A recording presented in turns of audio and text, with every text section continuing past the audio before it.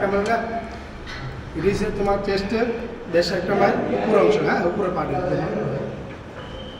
আমাদের জিমের স্টুডেন্টদের উপকার আসবো, দেখো মারি ভাই এই চেস্টের এই বরাবর আসবো, হ্যাঁ চেস্টে এই বরাবর ফুল ফোকাস দেখো এই উপরের দিকে, হ্যাঁ